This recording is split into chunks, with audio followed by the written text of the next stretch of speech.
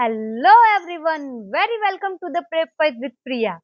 I Priya today gonna to explain top 6 coding questions along with their solution.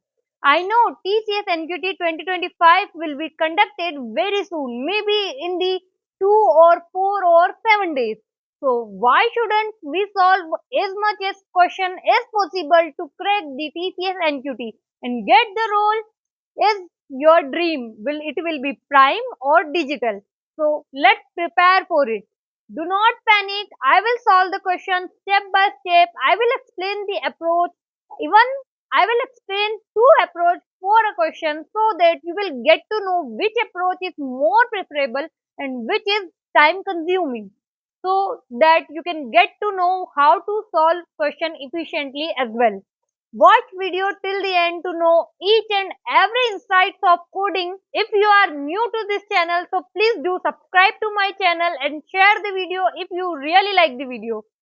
So let's begin the video and let's get started. So let's see what we will gonna cover today. Here is written that we will gonna cover 6 most asked question, basically coding question. Write approach and code in Java. I am a Java coder, so I will use Java. But for the C++ programmer, I will mention the code in the caption or I will upload the GitHub link as well. Third is the smart tips to a TCS NQT coding round, because Prepwise with Priya is with you. And TCS NQT coding round pattern, I already have discussed the all syllabus and everything about TCS NQT. But let us discuss again the coding round pattern. What will be the coding round pattern? So for the coding round, there will be two questions. One is easy to medium, second is medium to hard, but basically it will be medium. You will get 90 minutes per question. First question will be of 30 minutes and second is for the 60 minutes. So overall it will be 90 minutes. Tips. My tips will definitely gonna help you if you are doing it in the right way. You have to focus on problem solving along with accuracy and speed, because speed plays very important role in TCS NQT. So let's jump into next slide. From here we are starting our first question, which is sum of digits. Here is written that given an integer num, repeatedly add all the digits till the digit becomes single, or digit contains only one, a number contain only one digit, and return it. We have number 38. I'll write somewhere. We have 38 and we want sum of digits. So in this number we have two digits, 3 and 8. 3 plus 8 will be 11. So we are getting single digit number? No, we are getting two digit number. So we have again sum its digit. So 1 plus 1 become 2. So that is how we have to solve this. So for solving this, we can have multiple ways, but today I am gonna to tell you two different ways to do it. One is using loops and something, and second using my formula. In first approach, we will use recursion. To do it, first we will take the remainder. How we will take the remainder? We will basically divide or mod the number with the 10. So we will get the last digit and we will add the last digit in some other variable. Let's say sum. So sum will consist the remainder, and again we are finding the remainder, and at last we are dividing the number to the 10. So the last digit will be discarded. It sounds confusing, but when we code or when I explain code, I will gonna explain in very easy way. So this is how we are going approach in first way. So let's see the code. Here we have our main class sum of digit, in which we are defining one method named sum digit, in which first we are checking, we are starting our loop that number not equal to 0, because we are gonna dividing the number, because we want remainder as well and first digit as well. For taking remainder, as I told, I mod the number with the 10. When there is a number like 38, when I do mod means I want remainder with 10. So this is how we naturally do it. Let's ruin it. How when we divide 38 with 10, it will gonna be 3 times. So we get 30, and what remainder we get 8. That means when we mod a number, we will get last digit of that number. Okay. So we got 8, and our 8 will gonna add into the sum. Sum plus remainder means some value is initially 0 and we are adding 8 into it. So now some values become 8. We will, in the next step, we will gonna divide the number by 10. Why we are dividing? Because if we divide this, so what we get? 3. And it is means it is in the int form. So the float, the point value after point will discard it. So basically we are going getting first value, so it will be 3. So 8 is discarded here and we get 3. What we get? 3. So again will our loop will check 3 is not equal to 0. Yes, then we are jump into the loop, check took the remainder. So 3 is basically the remainder again. So 8 plus 3 becomes 11, and again our number will be divided by 10. So when we divide 3 by 10, we get 0 and we are get out of the loop. When we go out of the loop, we will basically check the condition, because we want digit in we want a number in a single digit. We don't want two digit number, and from that we are getting 11 means two digit number. So our this if condition will be checked, the sum is greater than equal to 1 and sum is less than equal to 9, then only it will return sum. Otherwise, if we got two digit in a number or more than two digit, so our sum digit function again will count.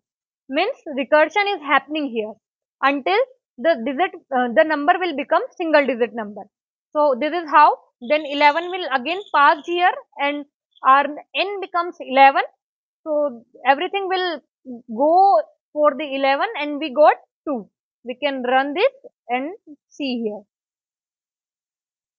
When we, okay, here is some other input. We can take it as 38. Again run it. When we run it, we got 2. But there is one more approach as well.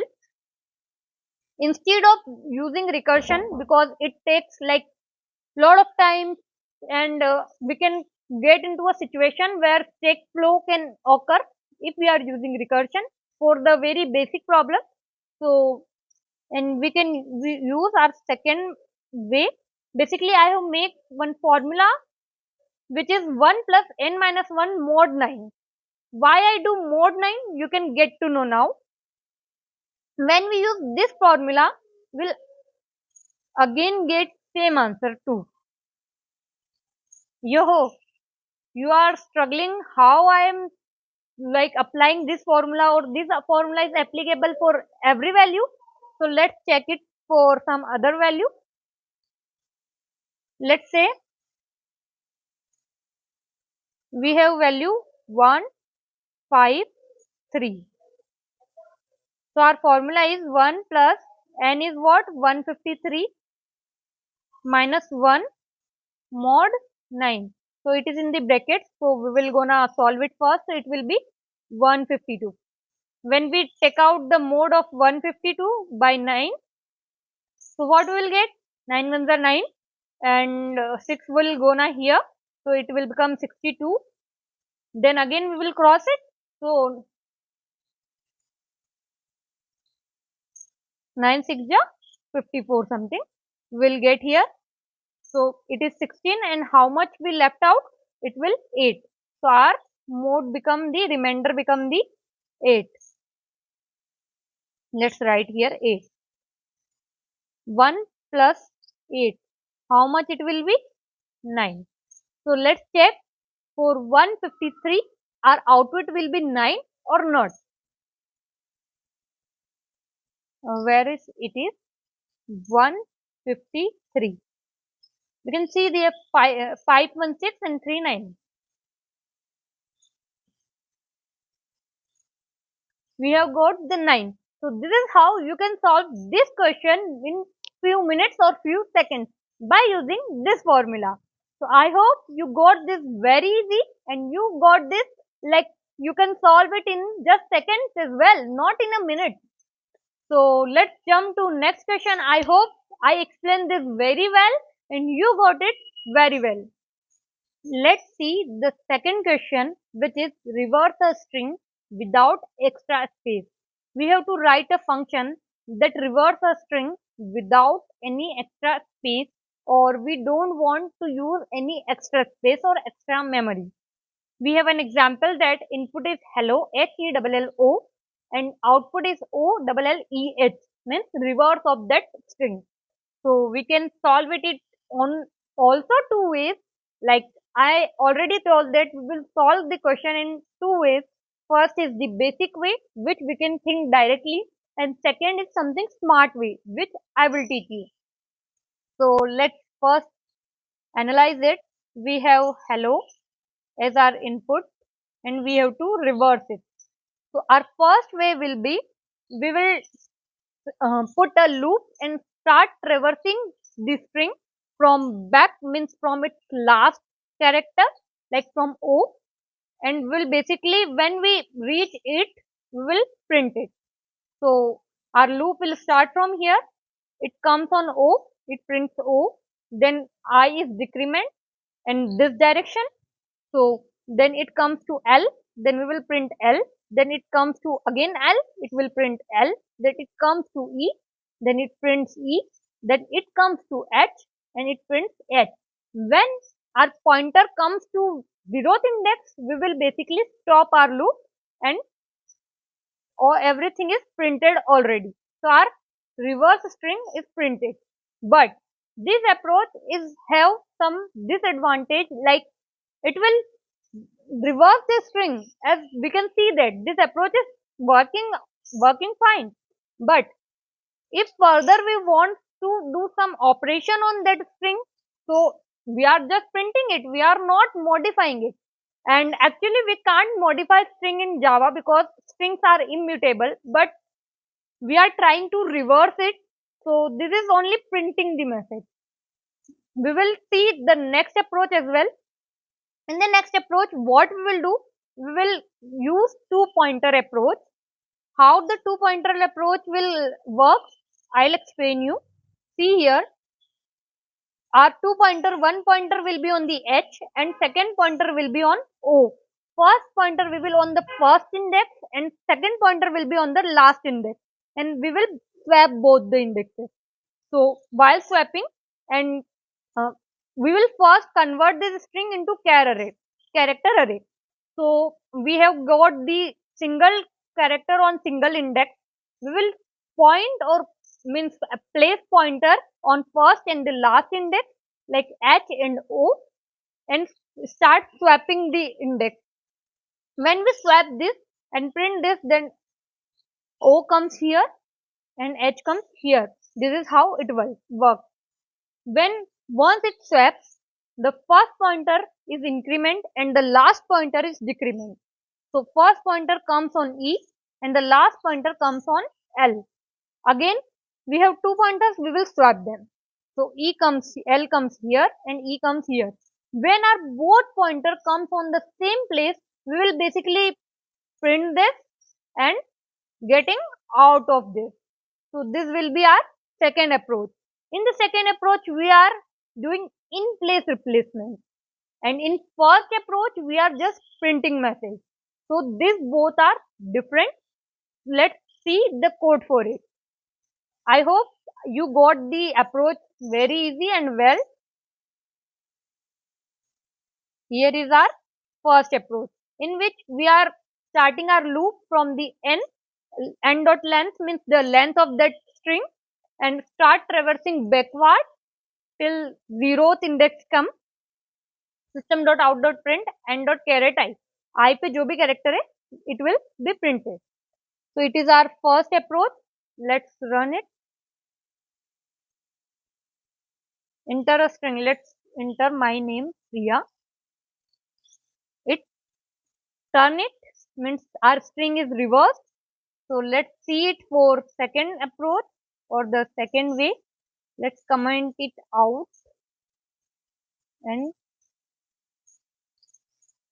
comment it too and uncomment this one. Our second approach code. You are thinking why I am not writing code by myself, because I have write it already and I have explained it. Writing code along with video will become some more time consuming thing. That is why I am doing this. Okay. So our second approach in which we are using swap method, and it is two pointer approach actually. So in which we are setting first variable as left and second is right. Left at the first index, zeroth index, and right at the last index as dot length minus 1. We are, if left is smaller than right, we'll swap it and increment the left and decrement the right. This is our function which is reversing the string. In main method, we are taking the input for string and we are first converting that input into the character array as I told, to find the index of particular character. Then we are calling the reverse string function and printing it as our new, because Java strings are immutable. We cannot modify it directly. Now run it. Let's do hello. And this is how we reverse it. So I hope both approaches will got into your mind very easily, very clearly. So let's jump into another question. Let us see our third question, which is factorial of a number. Our problem statement wants to ask that we have to find the factorial of a number. What is factorial? The factorial of a positive integer n is the product of all positive integers less than or equal to n till the 1. For example, we have to, like, if we have to find the factorial of 10, so what it will be? 10 into 9 into 8 into 7 till to 1. So our example input will be 5. So what we will do for finding factorial of 5? Will basically multiply all the digit less than 5 or equal to, so 5 into 4 into 3 into 2 into 1. So it will be 120. For doing it, so what we are doing, we are repeatedly multiplying the factors or less than digit of that number. So we can, one approach is come into your mind is we can use for loop. Yes, we can use for loop. It is very easy method. Even so, we can solve it in two ways. First is using for loop, which is iterative method, and second is using recursion as well. So recursion is something which is function call by itself, which we do in sum of digit question. So we can use recursion because same task is doing again and again. So we can do it for one thing, and recursion will call same thing for number of times. So we can use iteration or recursion, both things. Let's see the code for this. On the IntelliJ, we have number factorial. So the first is factorial iterative method, means we are finding the factorial in iterative method. From iterative method, we are declaring fact as 1, start looping and start multiplying I. So let's visualize it. We are setting fact as 1. Let's say its fact is 1. We are start loop from 1 till the 5. First 1 come here, 1 into 1, 1. Then 2 comes here, 2 into 1, 2. Then 3 comes here, 3 into 2, 6. Then 4 comes here, 6 into 4, 24. And then 5 comes here, 24 into 5 becomes 120. So this is our iterative approach. Here we can like run it and text the input as 5. So our 120 will come. Let's see recursive method. I don't think I have to explain main method as well. Like we just take the input from the user by scanner class, or calling the function. So let's comment it out our iterative method and comment back to recursive method. Let's call recursive here. Factorial recursive. We're gonna call it. So let's run it. And now for 5, it will again give 120.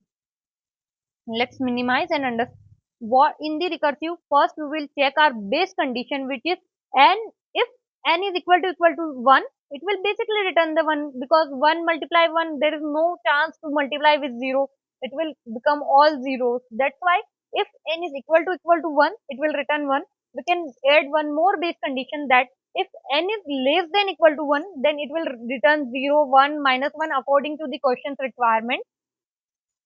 And next step is, if n is not equal to 1, we will return n into factorial, like factorial recursive is our function name, n minus 1. We are passing, why we are passing n minus 1? Because each time we are multiplying with less than number.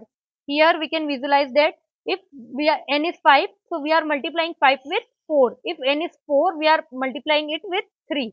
So that type recursion will call it, that type recursion will call it again and again. So this is how the recursion work, iteration work. I hope all three questions are very clear now. So if you really like the video, please do subscribe to my channel and share the video as much as possible. Hit the like button, hit the bell button, so that you can get all the latest update of PrepWise with Priya. So this is all about today. I know this video is for the 6 questions and I am uploading only 3 today, because as you know, I am an intern nowadays at TCS and there are some tasks given to me, so that I don't have that much of time that I can upload it. Like, I can make the video as longer as you required or solve each and everything. I hope I have explained very well. So for your practice, I have given you some, like, 2 more practice questions. Feel free to ask me in the comment section if you are unable to do it. So, and if you are able to do it, also comment, drop the comment for that, which question was toughest for you, which question you didn't understand, or which question you want to understand by me. So that is all about today. Thank you so much for watching. Please do like, share and subscribe.